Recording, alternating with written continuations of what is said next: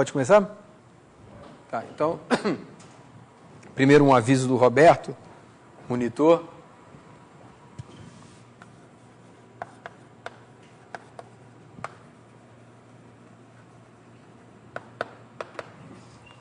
Ele disse que, bem, não precisava ter escrito monitor, né? Monitoria às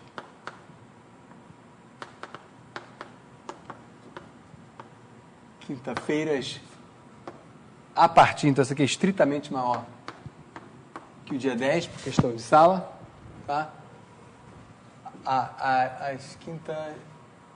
Não, vai. Esqueci a hora, né? Às 15h30, perdão, quinta-feiras, a partir do dia 10,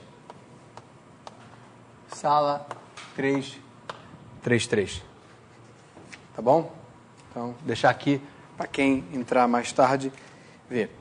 Ele me falou dos problemas que ele fez, né? Disse que chegou a fazer um pouquinho da Iconal. Vou talvez acabar em algum momento repetindo o que ele fez, repassando um pouquinho, até porque para eu também ter uma maneira de comunicar com vocês melhor. Então, nas notas,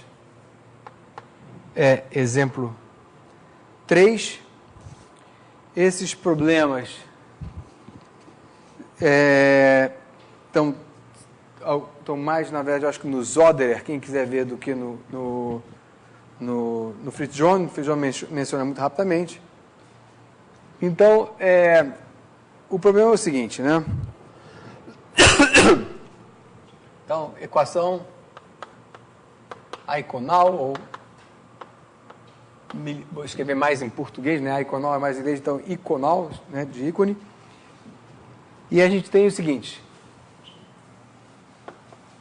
pode escrever de diversas maneiras, e escrevendo assim, foi a forma que a gente meio que tirou, né? Isso aqui a gente tirou, foi a forma que lembra a fase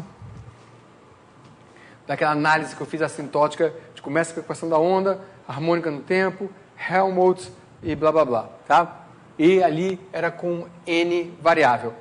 Vamos pensar agora o N constante, tá? Então, na nossa aplicação, esse é um curso de EDP e aplicações, então a nossa aplicação de ondas N era o índice de refração, N função XY, por isso que é interessante, mas aqui tomaremos N igual a uma constante. Já? Então, N é uma constante, para a gente entender como é que a gente resolve. Os nossos dados são o seguinte.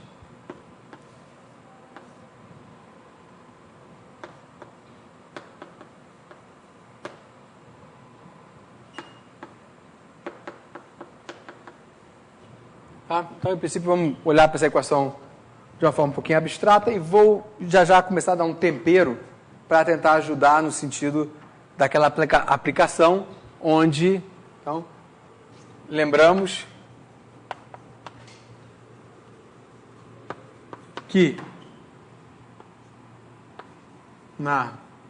no problema de ondas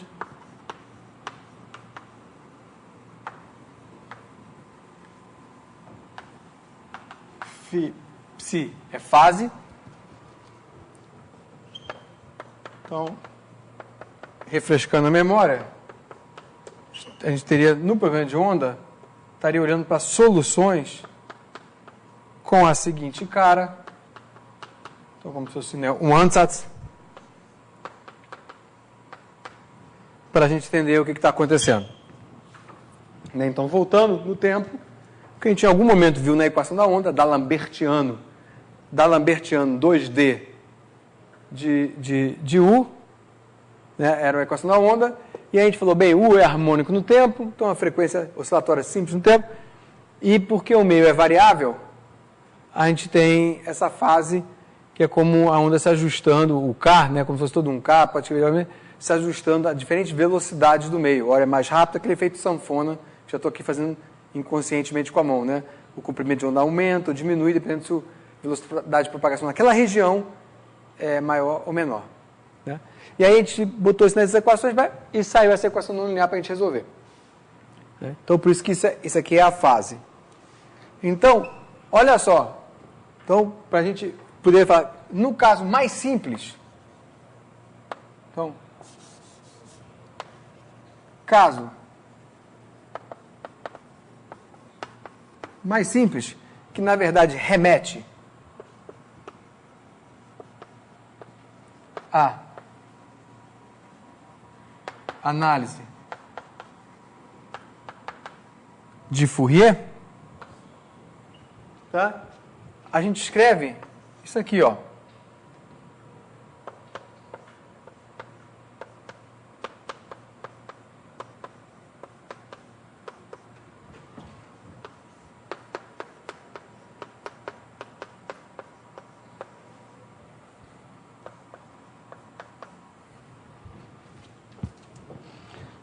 Isso é simplesmente um modo simples na análise de Fourier, uma equação, se a gente tiver com a equação linear, coeficiente constante, modo simples de Fourier, se for em uma dimensão, é simplesmente elevada a i kx menos ômega t, né? O i ômega t já está aqui, o sinal mais ou menos não importa, isso é para a direita e para a esquerda, e o k é o vetor de onda, em duas dimensões, então k1 é o número de onda na direção de x, então isso aqui é igual a 2π sobre lambda 1, e não vou escrever o outro, seria 2π sobre lambda 2, que é meio que uma densidade de, digamos assim, de comprimentos de onda em cada 2π.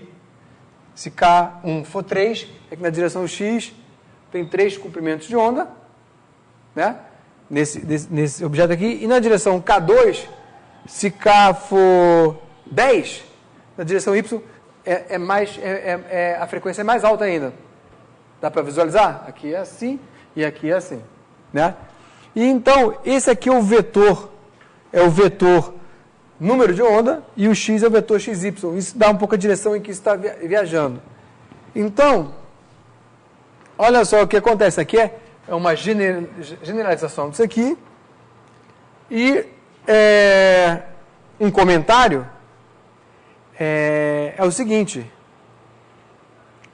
que se eu pegar kx, né, isso aqui, eu acho que nem preciso escrever no quadro, pegar kx igual a uma constante, eu estou fazendo uma coisa semelhante ao que eu faço quando eu digo que eu quero ver as curvas de nível da minha fase, isso aqui igual a uma constante. Né? E aí lembra que nos desenhos anteriores das aulas anteriores, quando isso aqui é igual a uma constante, eu falava que eu via meio que as cristas, dependendo da fase, se é 0, 2π, ou os cavados, se é π, 3π, certo? Da onda quando eu vejo do avião, por exemplo, se for onda do mar. Tá? Nesse caso daqui, isso aqui, olhando para a fase disso aqui, né? Então, vou botar aqui ponto vírgula, as fases nos dão que a gente tem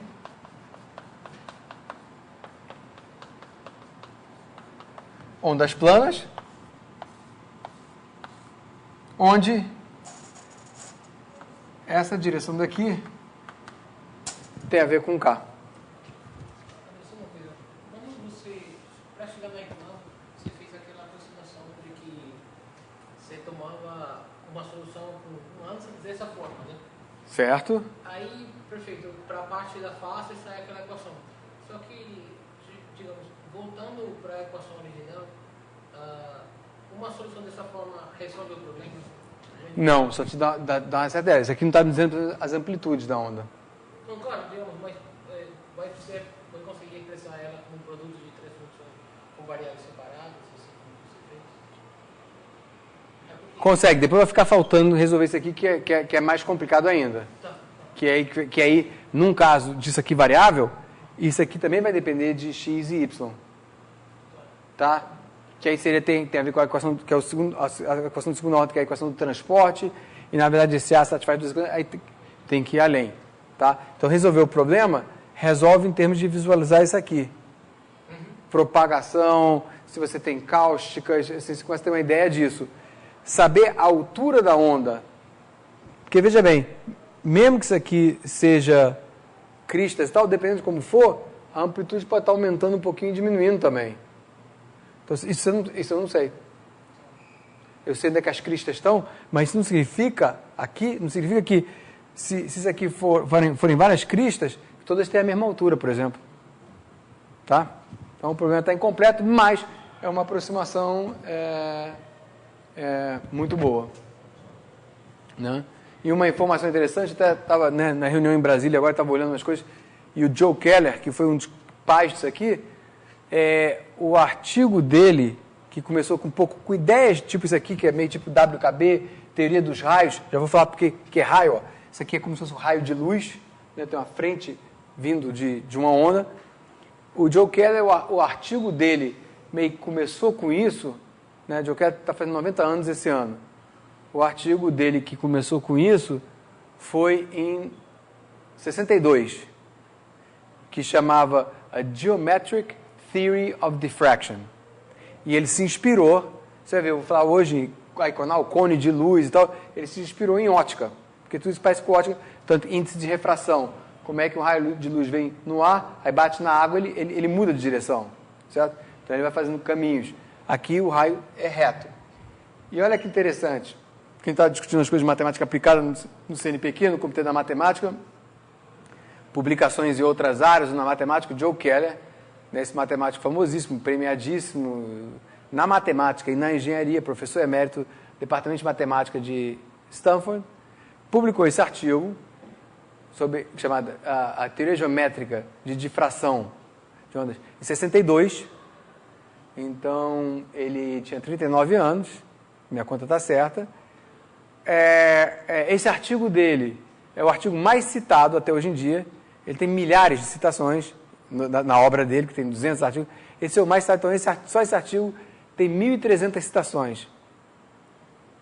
Aí outra coisa interessante, aparece na página de citações as citações dos anos recentes, 2010, 11, 12, 13, 14, 10, 11, 9, 8. E nos últimos 5 anos esse artigo foi citado em média 50 vezes, que é uma taxa alta. Né? E onde é que ele publicou esse artigo? Ele publicou numa revista da área, ele publicou no Journal of the Optical Society of America, em 62. Então é impressionante. E, claro, matemáticos citam esse artigo, físicos citam esse artigo, engenheiros, então é uma tremenda ferramenta. Então começou uma área um pouco com essas ideias, né? Bem isso aqui. Até gostei de depois achar esse artigo, eu nunca li esse artigo, fiquei até curioso. Então então aqui a gente pensa nisso aqui que é o raio. A gente vai ver que isso aqui tem a ver com a característica da nossa iconal. Então, vamos lá. Então, deixa eu continuar nossas contas e a gente começar a entender isso. O Roberto me falou que ele chegou a fazer, talvez não em todo detalhe, mas o detalhe eu acho que é suficiente, e eu também não vou repetir todo o detalhe, o caso da iconal com dados num pontual. E com isso ele mostrou que a informação brota na forma de um cone e que esse cone é o cone de Monge. Então, o cone de Monge, nesse caso pontual, o cone de Monge se confunde com a superfície integral para esse dado com singular no sentido geométrico, que é num ponto, não é numa superfície. Né? Foi isso que ele comunicou com vocês, eu acho? Tá? Então a gente vai ver isso de novo. Mas aí ele falou que pulou isso, que achou melhor fazer aquilo. Está ótimo. Então agora a gente está com agora um problema que a gente tem... Opa, eu até pulei, tinha um desenhozinho aqui. Está aqui. A gente tem um dado que é assim, ó. Temos a nossa vista do avião, brincando de ver ondas do avião. Aqui a onda não tem significado nenhum, é abstrato. Mas em termos de olhando a onda do avião, a gente tem o seguinte. estamos em XY, olha aqui a nossa curva inicial, certo? Com um dado sobre essa curva inicial. Esse aqui é o nosso problema de Cauchy para esse problema. Então, o que é isso aqui? É isso aqui, XY, né?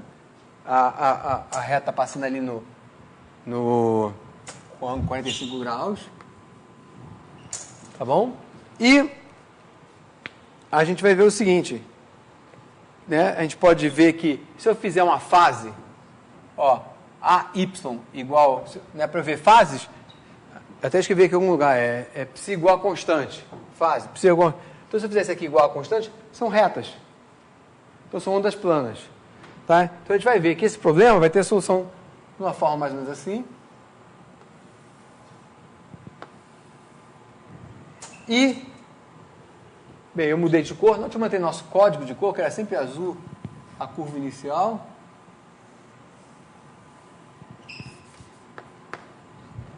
E no nosso código de cor, o raio, a gente vai ver que ele é, quase que eu desenho um pouquinho, não, mas tá bom.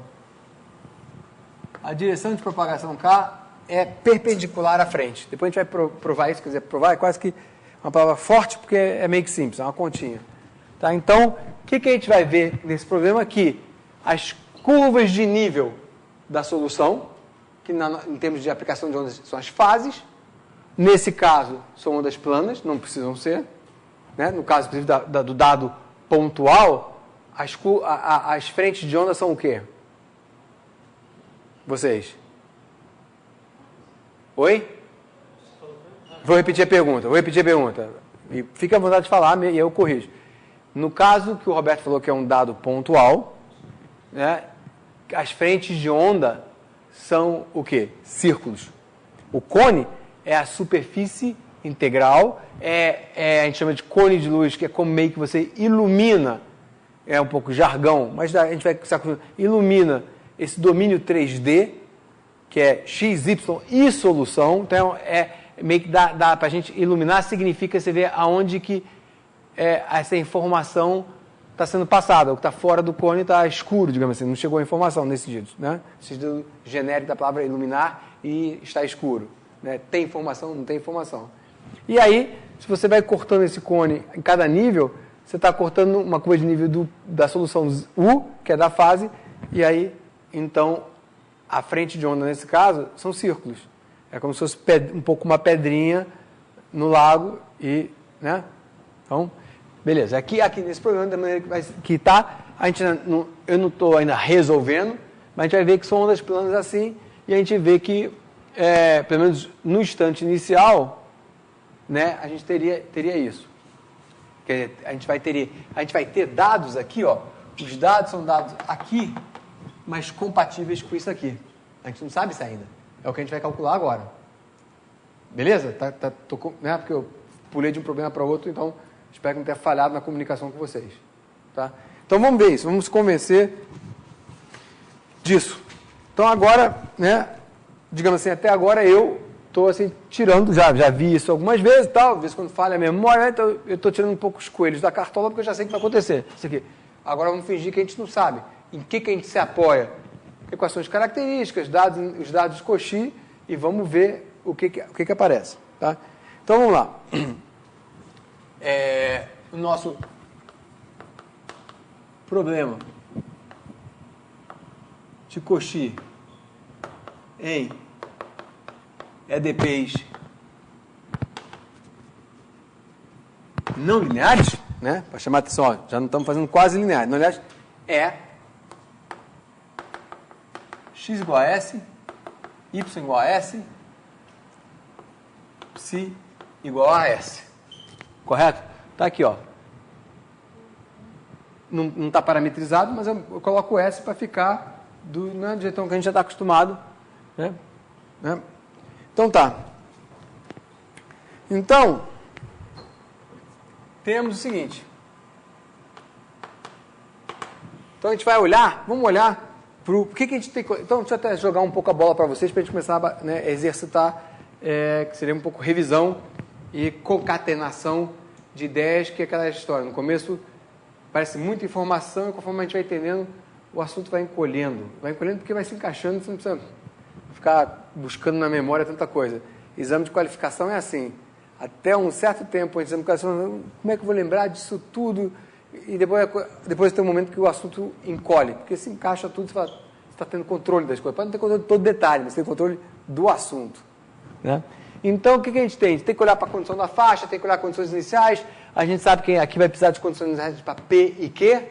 Bem, vamos começar a trabalhar e vamos ver o que esse problema nos apresenta de dificuldades e de ambiguidades a serem completamente resolvidas ou não. Às vezes, quando a gente fica com uma ambiguidade, esse problema é que tipo, pode ser um mais ou um menos. Ambiguidade nesse sentido. Tá? Então, olha só. O que a gente tem? Eu tenho a EDP, que eu chamo de vez em quando da EDP inicial. Então, eu posso escrever a EDP assim, ó. Concordam? Isso aqui é a EDP. E tenho... Isso aqui que eu estou fazendo é a condição da faixa. Então, eu tenho...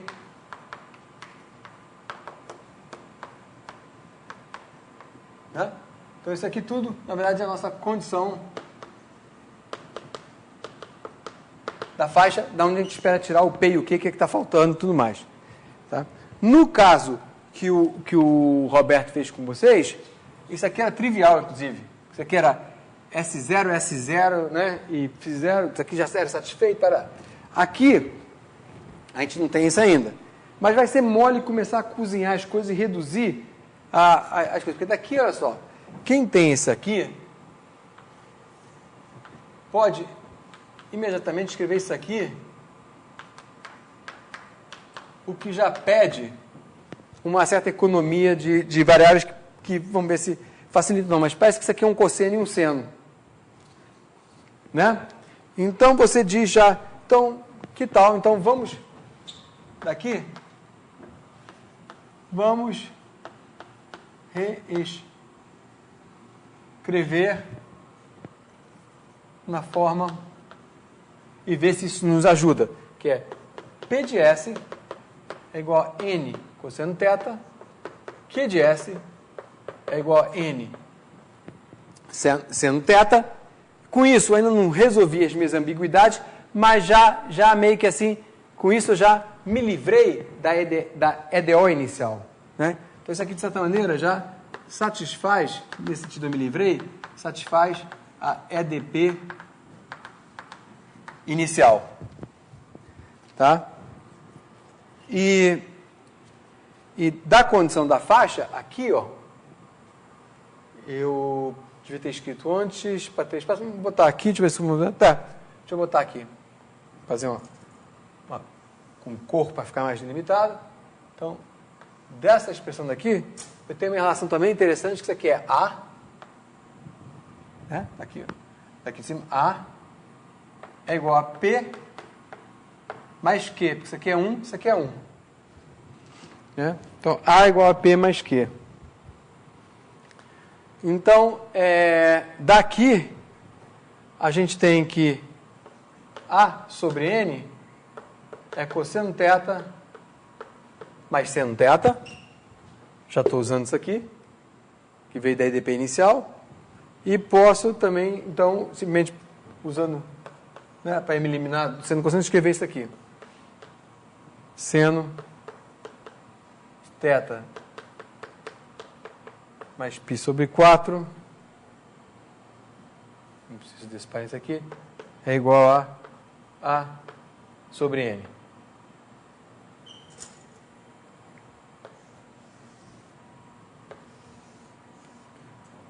Então, de certa maneira, a condição da faixa me deu essas duas condições aqui, começou a ficar com uma cara mais de brincadeira trigonométrica, porque tem esse ângulo θ que não tem muita interpretação física diferente da fase, só é um parâmetro.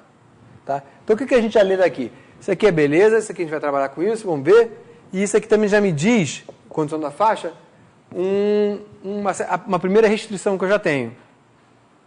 Certo? Se eu jogar esse raiz de 2 ali para baixo e tal, eu preciso mais de que esse lado direito aqui todo seja menor ou igual que 1, senão isso aqui vai me dar tetas complexos e tal, eu não quero. Em outras palavras, agora esse pouquinho de interpretação física, pensando na Econal, se a relação entre meu índice de refração, tá? Índice de refração não vou escrever, mas para a gente lembrar, índice de refração é só olhar aulas anteriores, é uma relação entre velocidade de referência C0 e a velocidade de propagação variável e tal, né? No nosso caso, variável é isso. Aqui está abstrato.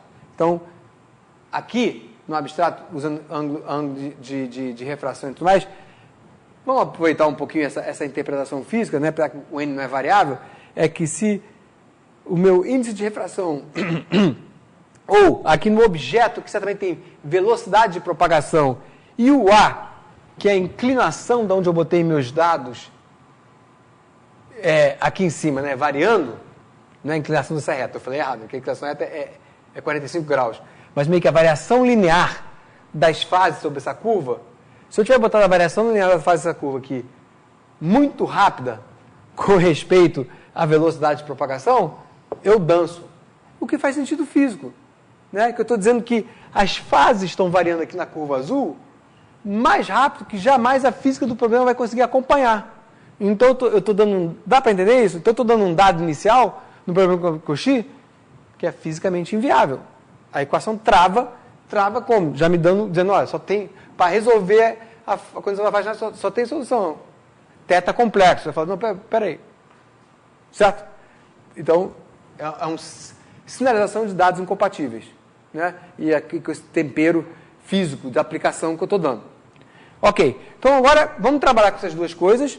E agora, isso aqui, ó, em termos de ambiguidade, né? Eu estou com teta, então vamos ver se vocês me ajudam, e aí eu tenho que lembrar de repetir para o microfone captar para quem estiver assistindo, que é o seguinte, em termos de ambiguidade, a gente tinha, porque eu ainda não matei a ambiguidade. A gente vai matar agora, eu quero que vocês me ajudem. Porque eu tinha que P, quando a gente falou, era P era em função de Q, ou Q em função de P, tinha uma família 1 parâmetro. Eu estou agora indo com uma família 1 parâmetro, que é o teta. Tá? Mas qual dessas duas condições aqui já começa a me ajudar a diminuir ou matar a ambiguidade? A menos de voltas inteiras. Isso, já respondeu, exatamente. Né, a menos de voltas inteiras, pensando só em teta de 0 a 2π, né? Aqui, dado esse cara aqui, é como se eu passasse isso aqui passasse um corte, eu tenho 2 possíveis teta num período para dar esse valor. Certo? Então tá. É isso mesmo. Então eu fico com 2 tetas viáveis e que vocês depois podem ver, até se eu não falar isso hoje ou na próxima, que isso não dá nenhuma... É simplesmente uma ambiguidade física de ir numa direção ou ir na outra, que a gente não tem, se está propagando para lá ou propagando para cá, tá? A gente vai ver isso, tá bom? Então, daqui temos 2 teta, dois tetas viáveis possíveis, se isso aqui for menor do que 1, né, com raiz de 2, e aí aqui, vamos em frente. Então, vamos fazer a conta, sabendo disso, nas notas eu indico isso, tá? Então, na nota até eu indico, ó, para quem quiser verificar, exemplo, faça A sobre N igual a 1, tá? Que calhou de ser, num caso, escolhi um A e o N do problema igual a 1, e aí vai ver que saem 2 tetas e tudo mais, né? Aí daqui sai meio que um teta 1 e teta 2 candidatos. Então, nossa ambiguidade já diminuiu bastante. Ok, vamos seguir com as contas. Seguindo com as contas, a gente olha para condição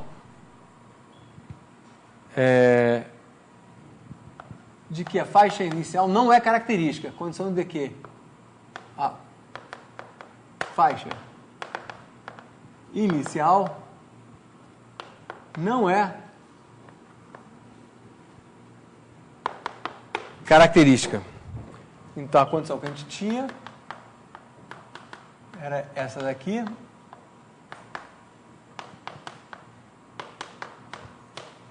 Certo? Diferente de 0. Que aqui se traduz em 2P menos 2Q diferente de 0. E que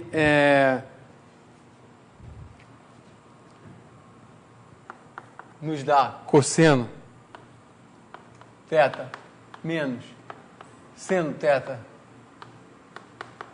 diferente de 0, ou seja, θ diferente de π sobre 4 e 5π sobre 4, com um A diferente também do n sobre a raiz de 2 e por aí vai. Tá?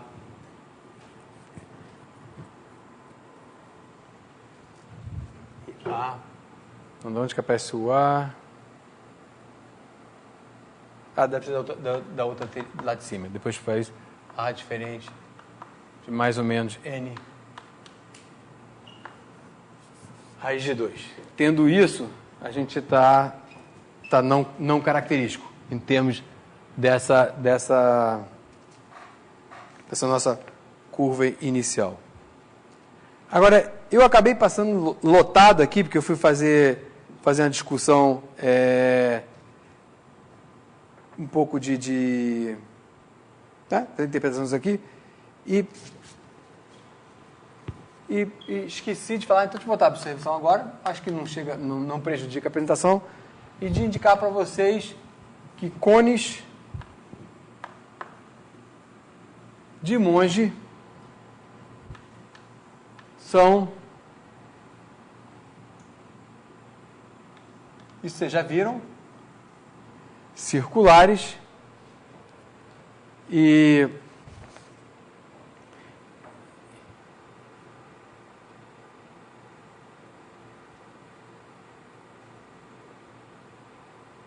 como é que a gente vê na situação? Estou um pouco repetindo agora, é isso que eu queria, repetindo um pouco o que o Roberto falou. Então, uma maneira que a gente pode ver é a seguinte, que a gente tem isso aqui, nossa equação é isso aqui, estou repetindo o que a gente já escreveu. Eu posso ver também, se eu escrever assim, eu sempre troco essa figura, espero que não vou trocar, que é aquela coisa do cubo, ver o cubo de um jeito ou outro, porque na verdade são figuras parecidas. Então, tomar o seguinte cuidado.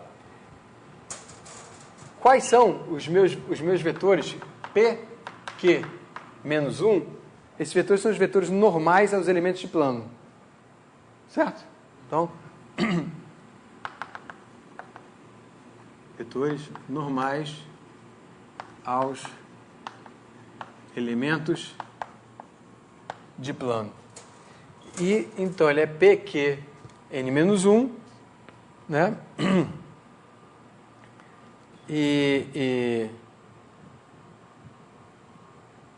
E o Q, P e Q é N cosseno θ, N cosseno θ, Q, N seno θ.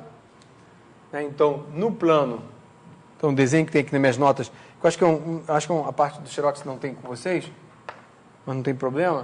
Então, se eu tiver aqui Y e X, né? Está aqui, eu tenho raio N, essa é a minha direção do P e Q, e aí quando eu olho isso aqui, eu ainda preciso colocar menos 1. Então, por isso que eu fiz esse desenho. Se eu vier para cá e descer menos 1, né? Eu vou ter aqui, e é isso que de vez em quando eu me enrolo, e como eu sei que eu me enrolo, não vou me enrolar agora, porque já estou preparado, que é, quem é esse carinha aqui? Quem é esse, por exemplo, carinha aqui, onde aqui tem esse circulinho de raio N. Esses carinhas, na verdade, não é o cone ainda. Isso aqui eu estou desenhando, simplesmente, uma coisa que pela primeira vez eu desenho com mais precisão, talvez, uma coisa que eu desenhei no começo do curso, fazer com o meu braço aqui, assim, para dizer quem era o cone e tal, que era todas as possibilidades primeiro, na verdade, de direções normais ou de direções características. Então, é aí que, de vez em quando, confunde. Aqui eu estou dizendo de direções normais, certo? Então, isso aqui, é a visualização de todas as possíveis normais. Então, para essa normal N1 vermelha, eu tenho aqui um elemento de plano correspondente.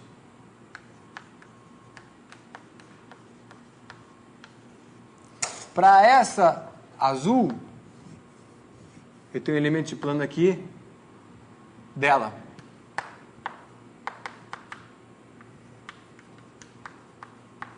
E aí, se eu rodar aqui, eu rodo lá em cima. E aí a superfície formada por todos os elementos planos, né? Então vou dar uma valorizada, né, nessa superfície. Z. Isso aqui é o quê? Esse é o cone, e é o que o Roberto já tinha falado, é a mesma coisa que um cone para um dado pontual aqui, iluminando para lá. Aqui embaixo todas as possíveis direções normais, os planos tangente, e aí os planos tangente é aquela dancinha que eu fiz no começo do curso, então é bom para lembrar, o plano tangente que eu falava grampeado aqui num ponto, ele rodando, guiado pela normal que está para cá, e a envoltória desses planos tangentes, elementos de plano que são tangentes localmente nessa superfície, é o quê? É o cone. Tá? Então isso aqui, né, cone de Monge, é isso aqui. Isso aqui, na verdade, vou apagar isso aqui, foi só para eu construir o desenho, é simplesmente a direção da minha família de normais. Então, beleza. Então a gente vê, por exemplo, né, nas notas eu fiz um desenho também assim, se eu tiver aqui, nesse ponto,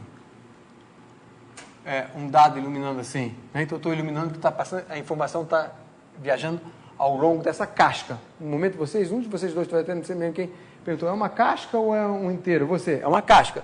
Né, que a informação está na casca, tanto que se isso aqui, passar um corte aqui, né, perguntando e o Ailton estava falando, essa aqui é a frente de onda, se isso aqui é a fase para esse nível, e dentro é vazio, não tem, eu vendo o avião não vejo nada, só vejo um anel, né, como deu uma pancada e saiu, né, então, isso aí. Então, voltando, deixa eu ver se pulei, eu acho que não, acho que agora está certo, então vamos resolver o problema. Tá, então vamos escrever as características, porque agora a gente meio que aqueceu, né? Já vimos aonde estão nossas ambiguidades, tal. Então vamos escrever as nossas equações, nosso sistema característico.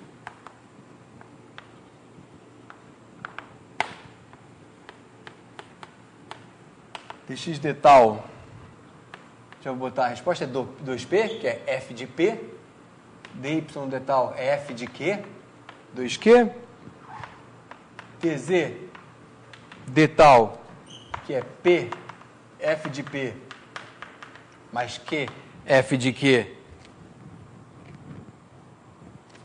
vai ser 2, p2 mais q2, e dp de tal é 0, dq de tal é 0. E agora, estou com a impressão que a gente tem todos os dados iniciais desse sistema de ADO para resolver. Vamos lá, acho que sim. Então vamos lá. Porque eu meio que achei que me safei ali com as ambiguidades. Então vamos lá. Então isso aqui, me diz que a solução x, S de tal é o quê? Condição inicial, x0 mais isso aqui, que eu já estou batendo o olho aqui embaixo, vendo que é constante. Né? Então vai ser mais o quê? Mais 2p tal. Que a gente já viu que ao longo da característica, esses dois carinhas não variam. Analogamente, para essa equação daqui, tá? Aí, vale a pena a gente dar uma paradinha. Não vale não. Deixa eu escrever isso aqui. Não precisa. Isso aqui vai nos dar que z de S tal vai ser S de Z0 mais... Como é que eu posso começar a um pouco concatenar? Por isso que eu parei, mas não precisa. Para concatenar minha informação, ficar com menos coisa pererecando. Bem, eu já escrevi em algum momento que P2 mais Q2 é N ao quadrado, que eu escrevi na forma do cosseno. Certo? Então, isso aqui é...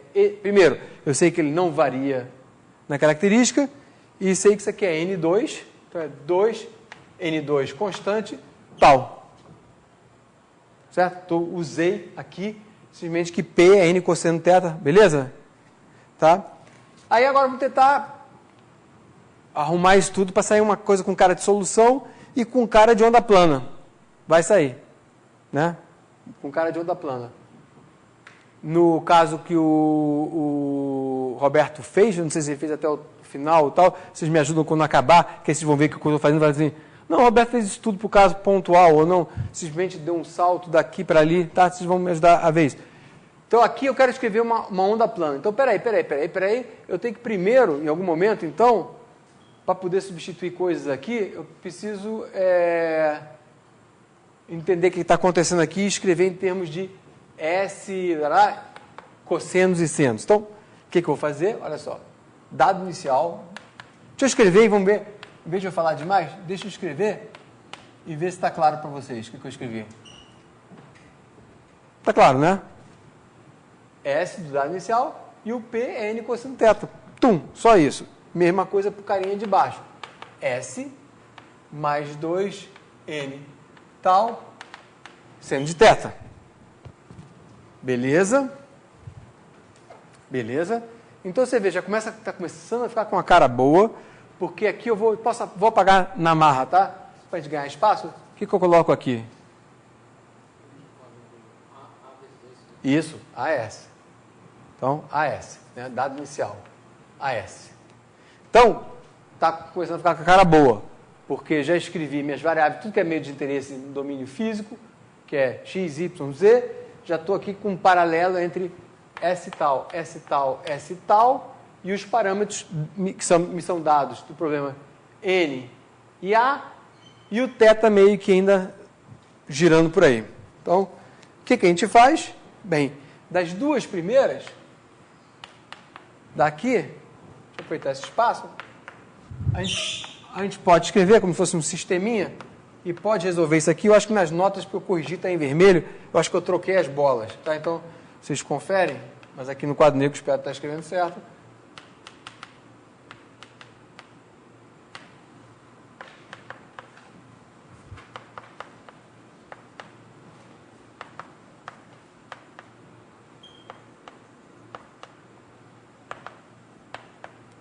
Tá? Então, consegui, né? Inverter S e T em função de X, em função de X, Y e θ, né? E aí, substituindo em Z, ó, isso aqui e o outro aqui, então, substituindo em Z, obtemos, né, eu já coloco pouca solução, acho que tem, né, vai ficar um pouquinho, não sei se quanto de lambança fica, né, talvez nem tanto, que tem seno θ aqui embaixo, enfim, mas já sai isso aqui.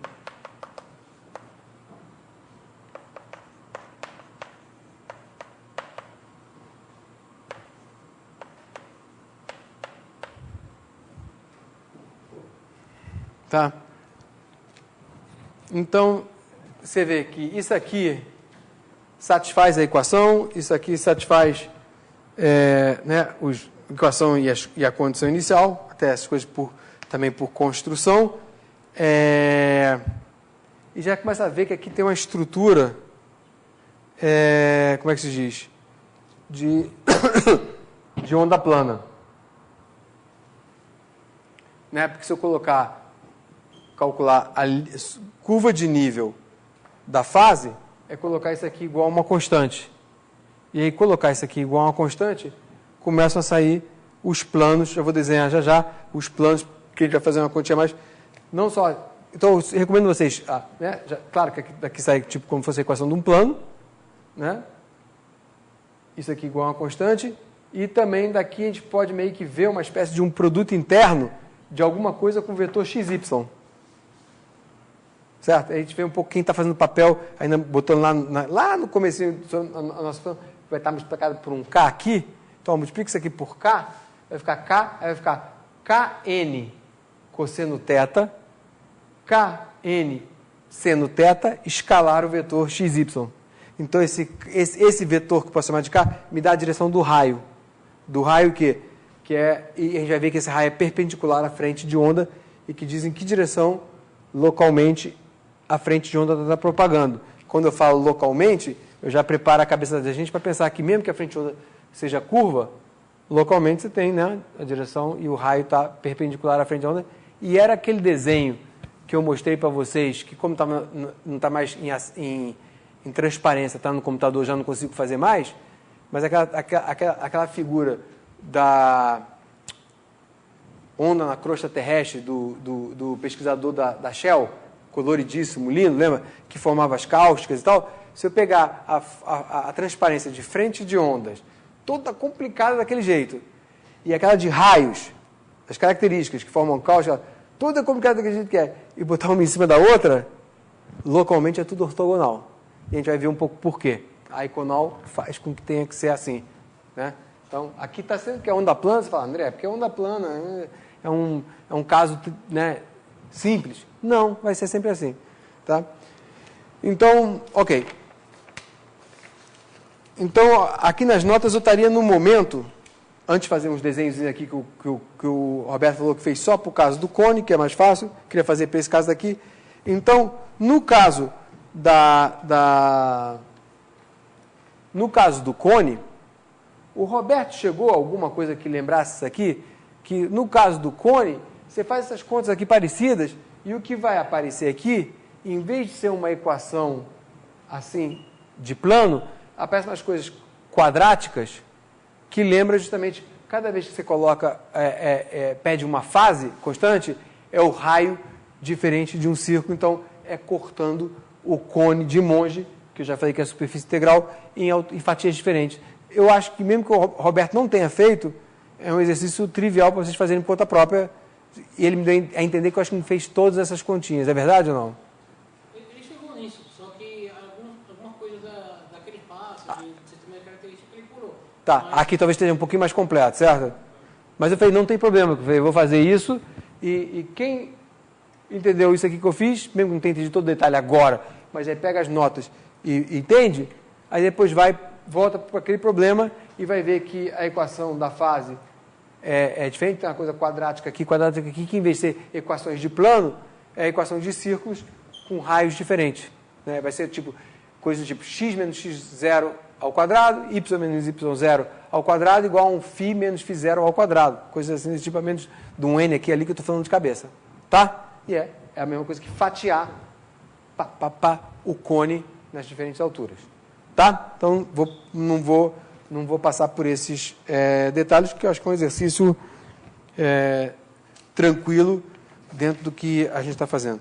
Então, vamos agora sim, vamos pegar essa equação daqui e fazer com mais cuidado e ver onde fazer aquele desenho que eu fiz lá antes, que tinha as frentes de ondas todas ondas planas, com um certo ângulo com respeito à curva inicial gama em azul e blá blá. Vamos repetir isso agora, não tirando o coelho da cartola, fazendo. Né? Então, visualizando, digamos assim, posso chamar isso, visualizando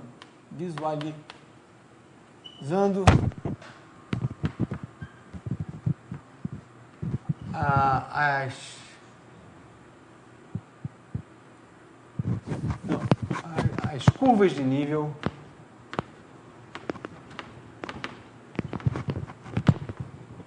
da fase, como se fossem as frentes de onda, né?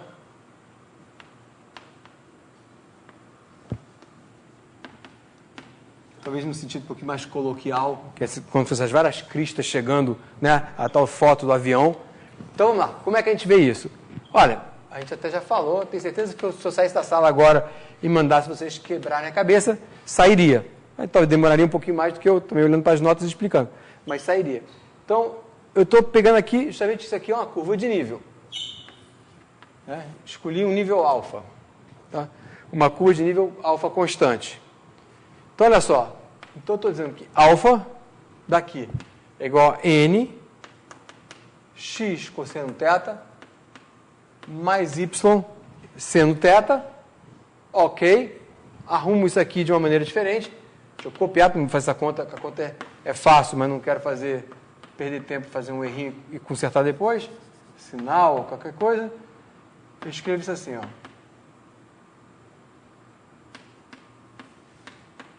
tá? Não fiz nada, simplesmente joguei o y para tentar identificar retas, né?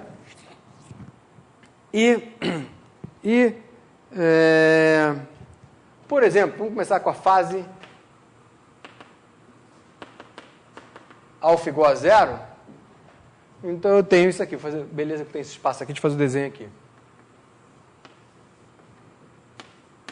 Y, x, pegar minhas cores aqui.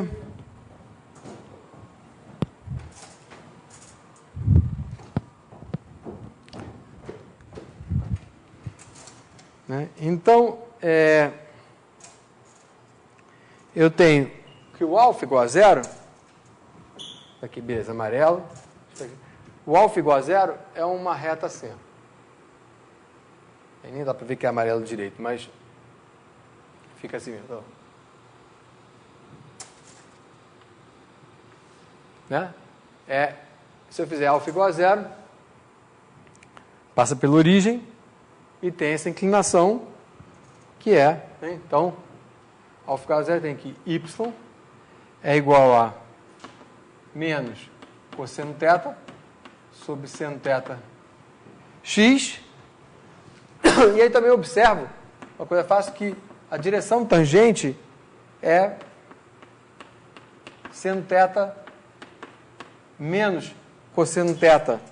Então, direção tangente, né, ao longo da frente de onda, que seria isso daqui.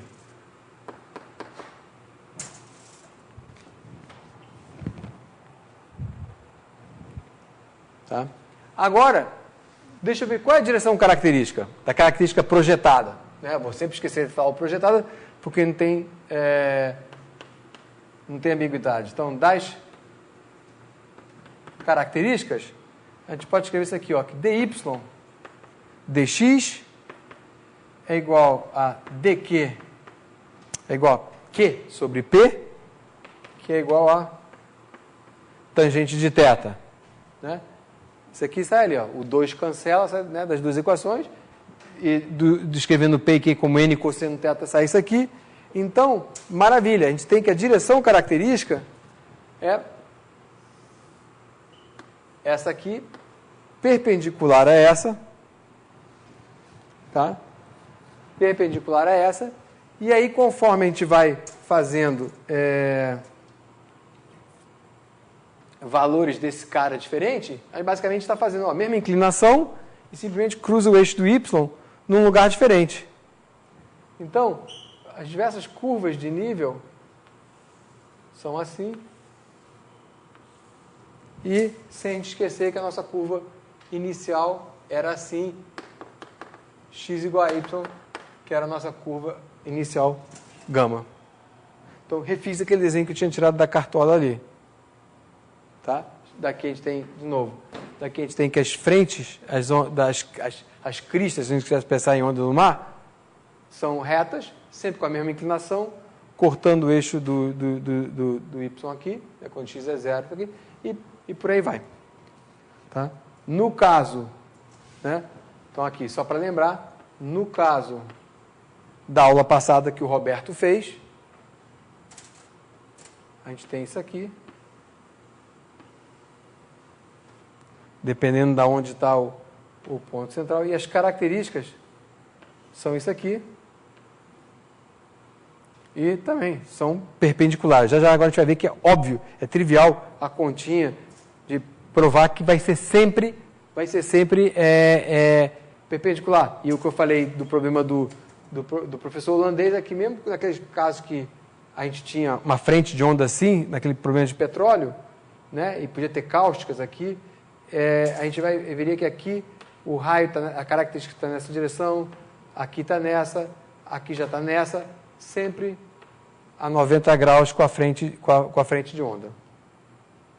Tá? Então vamos ver isso. Como é que a gente se convence de que então, nesse problema com a iconal, o raio de luz, que é a característica, né, é perpendicular à fase, à frente de onda, tá?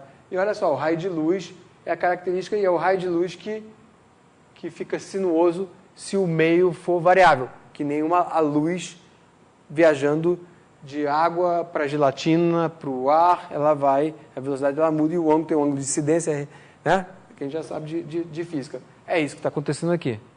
Tá? Então, vou lá para o outro quadro para a gente se convencer. É uma conta, né? Provar que é coisa, a palavra provar é forte. É uma continha que a gente vê. Não, tem, nesse problema é sempre ortogonal a característica com a frente.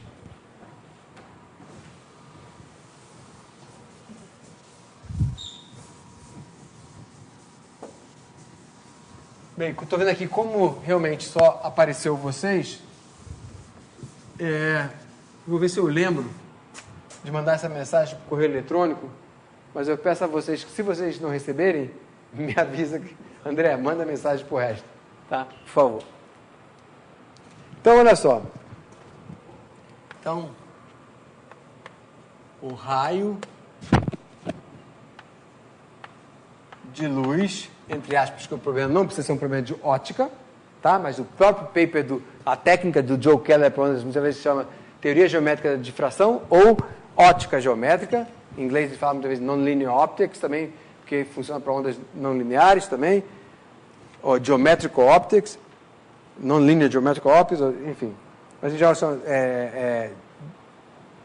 geometrical optics, né, com ondas não lineares tem que tomar mais cuidado. E aí aqui é o seguinte, raios de luz perpendicular às frentes, ou seja, curvas de nível da fase. Né? Por quê? Então é fácil. Primeiro, a frente. Tá? Como é que se eu tenho que dψ dy é a fase, a curva de nível dψ dy é igual a alfa. Certo? E aí, constante. Então, obviamente, a normal, em termos de direção, é grade φ. Certo? Então, se é grade φ, é dψ dx, dψ dy transposto. Características.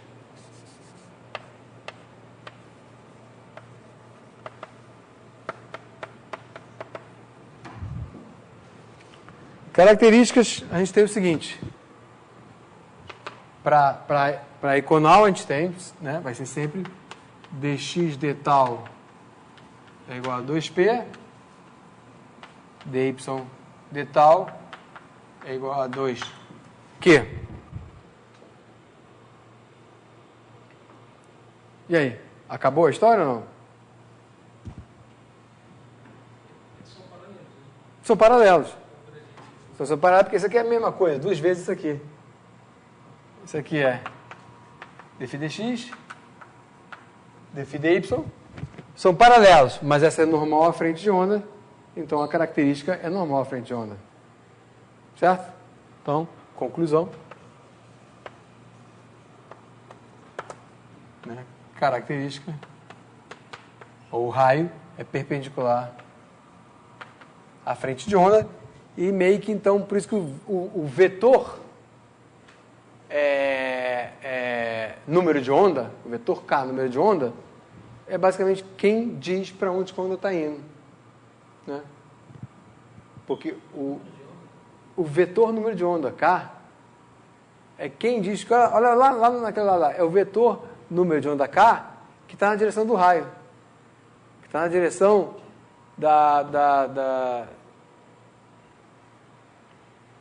e ele é que, então, né, o vetor está na direção da característica, e ele está, então, na direção do raio. Eu não estou vendo o número de onda ali. Onde que ele aparece? Vetor de onda. Aqui, ó. Compara isso aqui com o que eu tinha apagado ali. Bem, eu reescrevo aqui de novo, que seria, quando eu escrevi o caso mais simples de todos, que seria E elevado a I, K, X, menos ômega T. Isso aqui é uma onda plana e tal. Tá? Então, daqui você vê que essa direção daqui vem. Só comparar que isso aqui está fazendo papel do K. Entendi agora. Entendeu? Tá aí, que era daí que eu desenhei, ó. A gente fez essas contas aqui.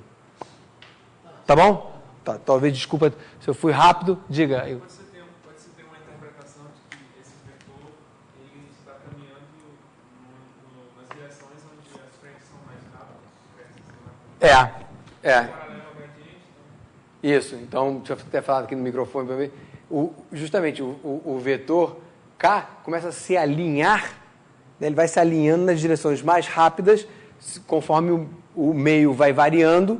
E o que você falou depois no final, que eu estou esquecendo de repetir aqui? Pelo fato dele ser paralelo. Pelo fato dele ser paralelo exatamente a esse gradiente de variação ao gradiente das frentes de onda, exatamente. Né? Então é assim que você faz essa leitura de como é que o meio está variando, você pode ver. Então, lembra naquela aula 2 ou 3 atrás que eu mostrei umas fotos, que até você me pediu, sabe do código? Eu falei, o código é muito mais complicado, mas começava que eu chamava o pudim e botava... Você vê, se você fizer isso, você vê justamente pelas frentes de onda que elas se separam mais, onde começou a ficar mais funda, a velocidade é maior, que é exatamente o que você está falando. E aí, se eu tivesse desenhado os raios, as características daquele problema, mas aquele método numérico que nem era meu, não era um método numérico que usava método das características, então seria um trabalho adicional a fazer, tem outros métodos que já fazem assim, você viria exatamente o que está falando, né? Apontando, e ele aponta na direção onde elas vão correr mais rápido. Eu imagino que deve ser um pouco complicado fazer um método que funcione para uma equação não linear, assim como isso. Oi? Imagino que seja um pouco complicado fazer um método numérico que funcione com uma equação não linear. Né? Não, método numérico paiconal? Não, bom, se você se baseia na solução do problema, pode seguir a característica, no caso. Não, aí tem que tomar muito cuidado. Tá bom, eu acho que eu estou entendendo o que você está falando. Quer dizer, a dificuldade, então, a pergunta é a dificuldade de ter um método numérico para uma equação não linear. A dificuldade que vai ter aqui no método numérico para equação não linear, tipo da Iconal, que eu tenho uma experiência reduzida, já fiz reduzida, mas ela vai ser, de certa maneira, uma dificuldade parecida, apesar que o Dan não tem, por exemplo, experiência, eu acho, com esse tipo de problema de diagonal, mas de choques, porque choques tem a ver com cruzamento de características, certo? Então, como é que você faz para a Iconal quando tem cáustica? Eu não sei exatamente qual é a melhor tecnologia para lidar com esse empilhamento digamos assim, de características.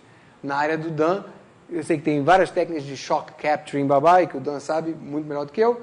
Eu sei de alguns dos nomes técnicos para isso, para diferenças finitas, por aí vai. Mas, por exemplo, eu sei, um colega meu até é muito bom numericamente, Honkai Zhao, que tem uns artigos recentes que ele chama de Fast Methods for the Iconal Equation. Então, métodos rápidos para a equação iconal. E alguns desses métodos, agora eu esqueço, eu acho que sim, mas posso estar enganado, que o método que o Honkai usa e que tem algumas vantagens também para quando as coisas têm mudanças topológicas, chama Level Set Methods. E que aí você pensa na palavra Level Set Methods, que o método aumenta um pouco a dimensão do problema, mas você consegue lidar melhor com mudanças topológicas, por exemplo, um fluido que primeiro é uma bolota que vai afinando, formando um pescocinho, que a gente vê isso, e de repente formam duas bolhas separadas. Mudou topologicamente. O método Level Set é muito bom para isso. Computação gráfica, o pessoal usa Level Set Method, que eu não sei bem qual seria o nome apropriado em português. Acho que a gente meio que vai no anglicismo. Você está usando Level Set? Level Set é o quê? Level é nível, set conjunto de níveis. Pô, a Iconal está um pouco trabalhando com isso. Então, o Honkai tem um método que não foi ele que inventou, mas tem um artigo recente que uma maneira rápida de calcular, usando Level Set Methods, a Iconal. E as palavras já dizem que tem um pouco a ver, né? Curvas de nível, fases, e talvez seja uma maneira de fazer isso sem olhar tanto para as características e ver quando é aquelas coisas. Aí os detalhes já não sei, tem que pegar um artigo e ler. Mas existe até pesquisa recente nisso, e a pesquisa recente é em vários sabores. Uma, como driblar as cáusticas, como fazer isso de forma rápida e ter, pelo menos, a ideia boa, né, com precisão, e por aí vai. Tá?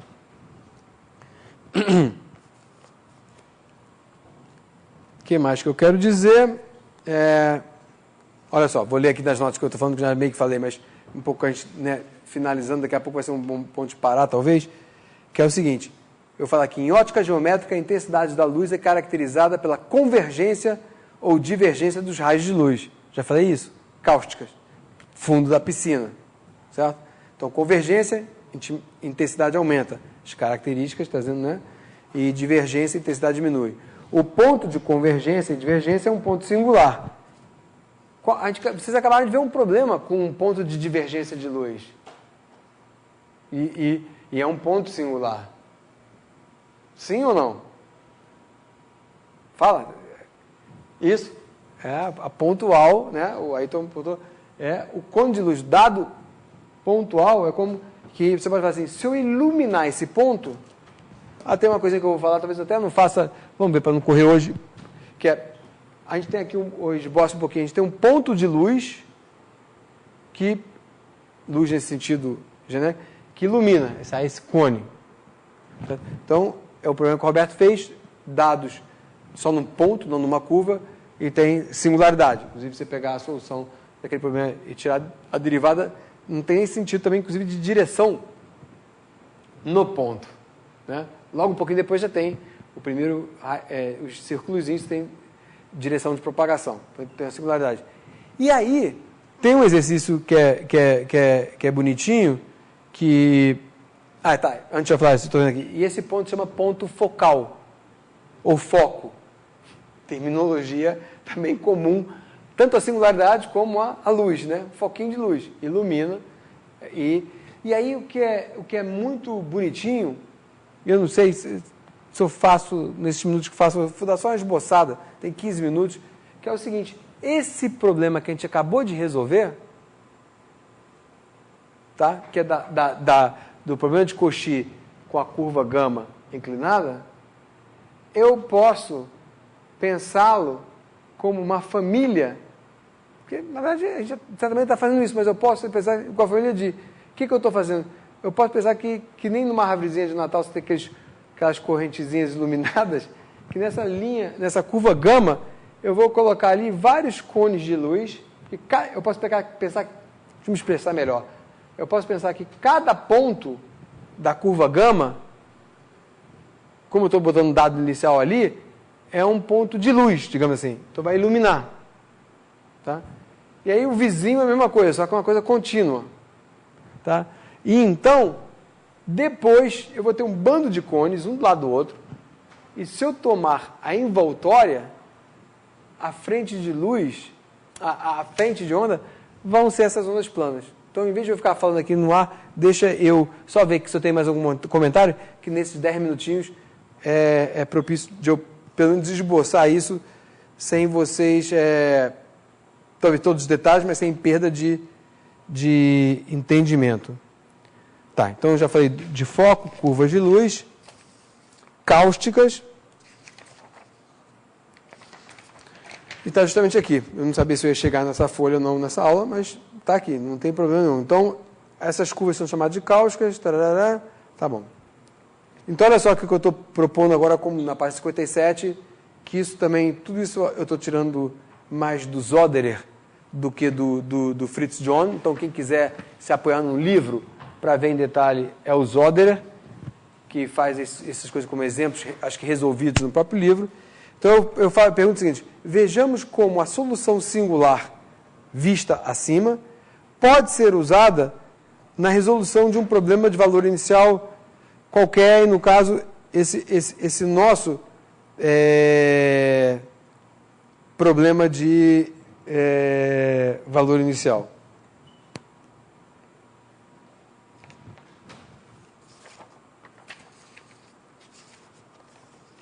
Então, a ideia é a seguinte, então deixa eu ver se eu não pulei.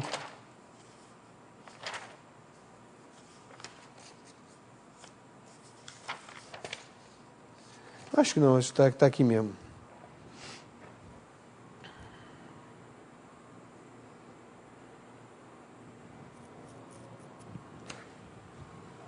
Onde é que eu estava que eu tinha apagado? Por último, aqui.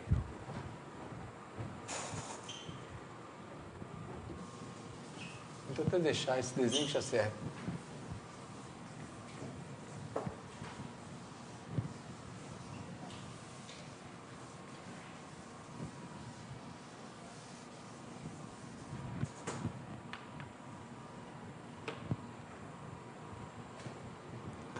Então, a proposta do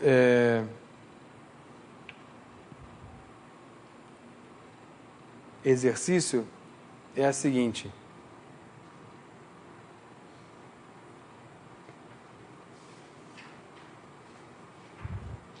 Então, eu digo o seguinte, vamos revisitar o problema 3 e, por simplicidade, era isso que eu não estava percebendo aqui nas minhas notas, fazer A igual a N. Tá? Isso nos dá. Isso é bom também porque não simplifica tanto, só facilita desenhar e tal. Isso nos dá que a nossa ambiguidade que ficou θ igual a zero ou θ igual a π.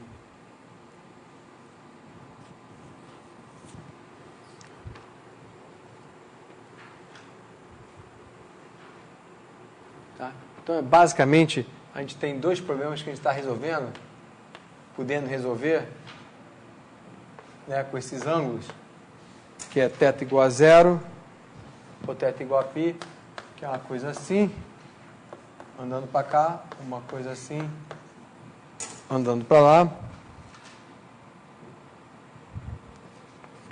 Isso aqui é o φ igual a nx, aqui φ igual a ny. E aí, nas notas diz o seguinte, agora façamos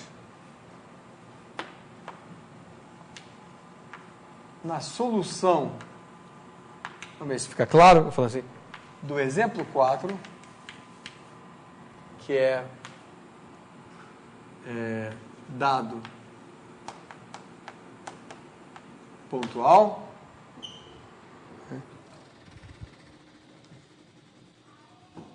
opa, tá gravando? Bem, mas isso é gerador, mas não era gerador que devia voltar, né?